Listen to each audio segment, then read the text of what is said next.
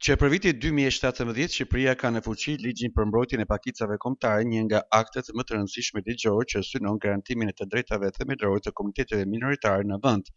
Kryetare e Komitetit për Pakicat Kombëtare në Shqipëri, Konstantina Bezhani, shpreh se ligji nuk mbetet vetëm në nivel deklarativ, por shoqërohet me një bazë të plotë të zbatimit, pasi deri tani janë miratuar 12 akte nënligjore, të cilat përcaktojnë mënyrën konkrete të funksionimit të tij në institucionet dhe në jetën publike. 12 akte nënligjore, të cilat të gjitha janë shumë të rëndësishme, po më i rëndësishëm ishte vetë identifikimi dhe përdorimi i gjuhës së minoriteteve me administratën publike. Të gjitha aktet për arsimin, për kulturën janë shumë të rëndësishme dhe ne jemi shumë herë më të mbrojtur me këtë ligj të veçantë që mbron të drejtat e 9 minoriteteve në mënyrë të barabartë në Republikën e Shqipërisë. Një nga çështjet që ngjan interes të veçantë, sidomos në zonat ku jetojnë komunitete me identitet të veçantë gjyqësor dhe kulturor, si zona e Gorës në Kukës, është përdorimi i gjuhës anëtare në shkollat publike.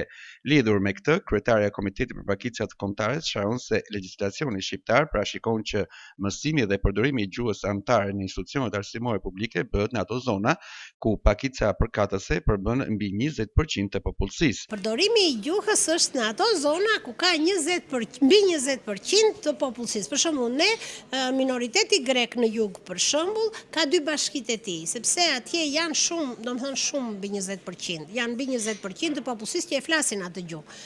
Ju këtu nuk e keni kaq, prandaj, por aman nëse doni ta mësoni gjuhën, është e drejta juaj, nuk ju pengon, jipen në ambiente për ta mësuar në brenda, domethënë jashtë orarit të mësimit në shkollat publike që janë dhe mund të mësohet gjuha, është e drejta që të mësohet, nuk ka asnjë problem. Ligji për mbrojtjen e pakicave kombëtare konsiderohet si një instrument i rëndësishëm jo vetëm për ruajtjen e diversitetit kulturor në Shqipëri, por edhe për forcimin e bashkëtesës dhe respektit ndërmjet komuniteteve të ndryshme që jetojnë në vend.